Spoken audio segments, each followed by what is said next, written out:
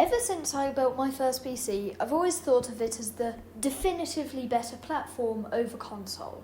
But what are my thoughts on the Steam Deck? Because it does feel like a computer except dressed up as a console, and it's doing a really good job. And to see if the Steam Deck is more like console or PC, we'll add points to this table as we go on. And my issues with consoles tend to be along these lines. 1. Modding. As someone who will get bored of a game quite easily, I love modding, and it's actually why I've rebought Star Wars Battlefront 2 on PC when I already had it on PS5. But the Kyber team still haven't released V2 yet, so I haven't really delved into that. And to my knowledge, you cannot mod any games on any console. So, I'd say point to PC and Steam Deck here. And this is because SteamOS is based off Linux and, well, you can mod on Linux. 2.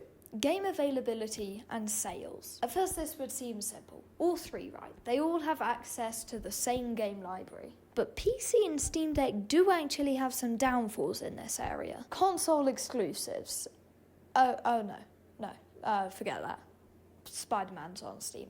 But the Steam Deck does actually have an issue in availability. Due to the Linux-based operating system, games that use easy anti-cheat are not available at all. And this includes games such as Apex Legends, Fall Guys, Rust, and Fortnite. Although, I don't know if people still play those games. Wait, hold on, which one's Apex Legends again?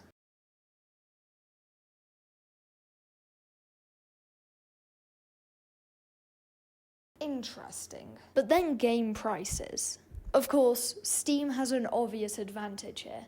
Steam is basically renowned for having loads of Steam sales, and if you don't like Steam, there are loads of other stores, with the Epic Games Store giving away like 2 games each week or something. In fact, on a Steam sale, I managed to buy like 5 games with just £20, and they weren't bad ones either. But PlayStation, Nintendo, and Xbox have much less frequent sales to my knowledge, and they are discounted a lot less as well. So, I'd say point to PC and half a point to Steam Deck, just in case people actually like to play Apex Legends. And also half a point to console, since sales still exist, I just don't think they're as common. But they do still have great availability. Although you should note, for the Steam Deck, if you install Windows on it, you don't have to worry about the Fortnite, Rust, and all of those. 3.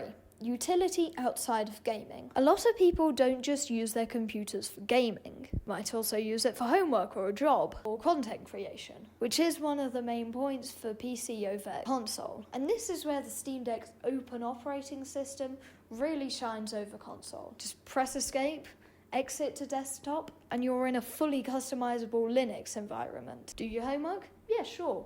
Do some coding? Check. Watch movies that you have totally legally obtained and there's no need to ask about it? Check. And if you have the dock, you can just plug in a keyboard and mouse. Definite point to PC here, and definite point to Steam Deck as well. Although I am going to give half a point to console, since I think on Xbox you can access Microsoft Edge.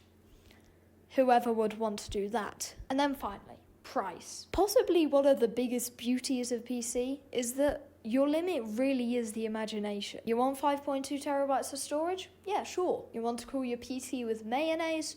Me too. You want to spend $1,300 on a 5070 Ti? Oh yeah, I also did that. And all of these don't have to be bought when you buy the PC.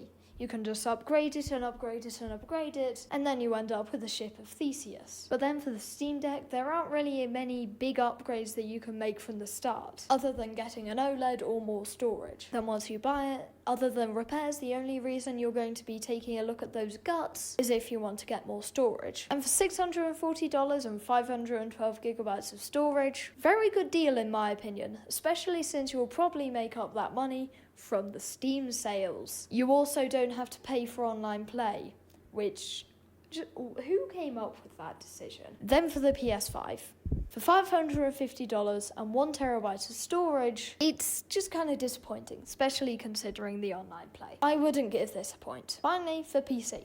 This definitely gets a point here, since there is no set price you can get a PC for. In YouTube, just search up price PC build guide. For Steam Deck, but no points for console.